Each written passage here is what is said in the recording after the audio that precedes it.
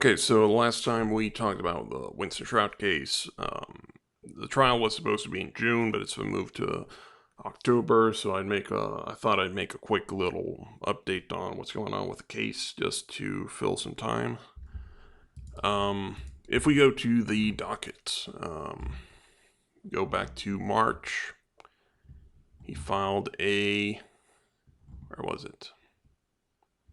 Find it in a second. Goddamn.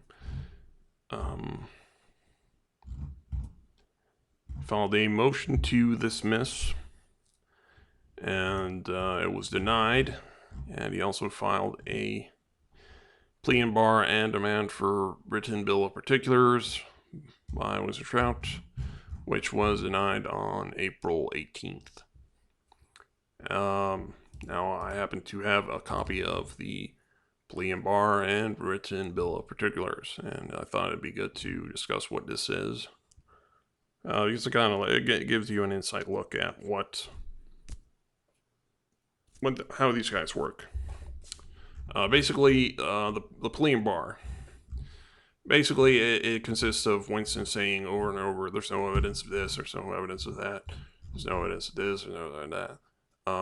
For example, he says that there's no evidence that Winston Shrout is a resident of Oregon. He also says that there's no evidence that Winston Shrout's hallucinations in commerce exist. He also says that Shrout does not exist.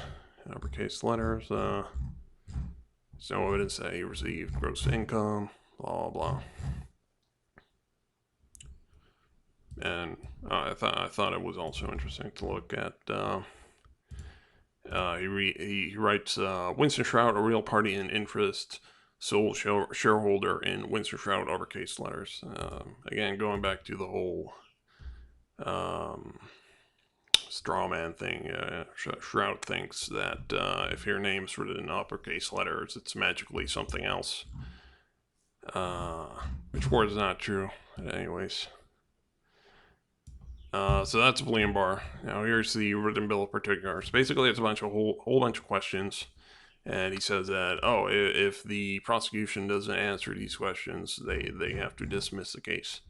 Have you in total? It's like I don't know. It's almost 100 questions. A lot of them are just completely ridiculous. It asks, where's the injured party? What is Winston Shrout? What is the United States? Is it a corporation? What is the relationship between USA and Winston Shrout? Does the U.S. District Court sit in Oregon State?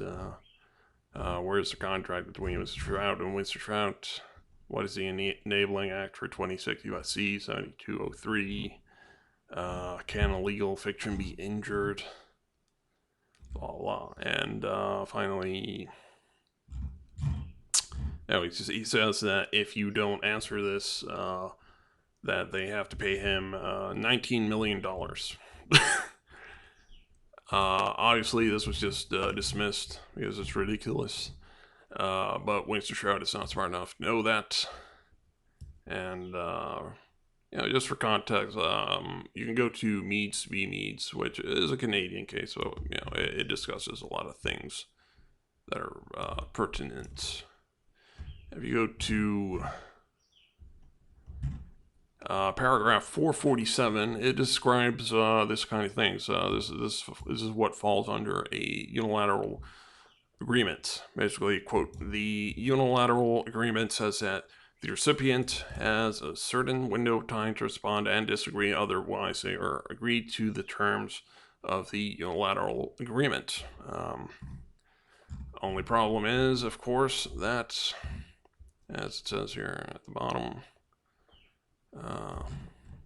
as it says here, documents of this kind have no legal effect. So all this crap that Winston wrote, and I like that he put his thumbprint on it. All this crap is bullshit. It's not true. And and going back to the we were discussing the OITCs thing.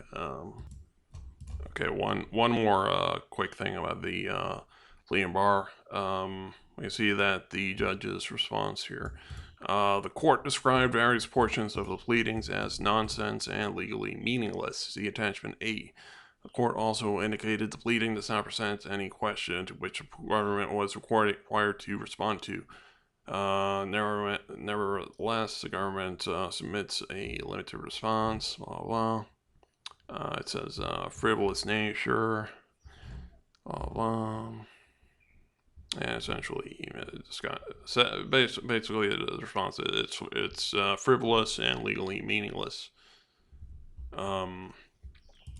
Anyways, going back to the we were discussing the OITC thing. Winston Shrout filed another interesting thing here, where he says that he is a internationally, where was it? Internationally, one second. He says that I am, quote, I am an internationally protected person under sovereign immunity, so please note, blah, blah, blah. Then he says that he's with the Office of International Treasury Control, blah, blah, and then he files a seal and some bullshit here from the UN. And this I like.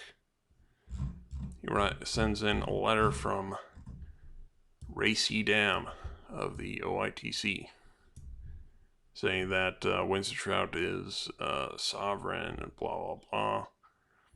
And oh, by the way, this is great right here. He says that Racy Dam says that he's the one that told Winston Shrout to file the 1099 OIDs. And then there's this incredible little bullshit certificate from the OITC signed by Racy Dam, which is incredible. And says that he's a notary exequatur with authority of legate adjudica. Anyways, so that's what's going on with Winston Shrout's case. All his bullshit filings have been stricken and dismissed, and his jury trial is in October 11th. And some mention here of some DVDs. They're filing DVDs and shit, but none of that matters. Basically, right now, Shrout is screwed.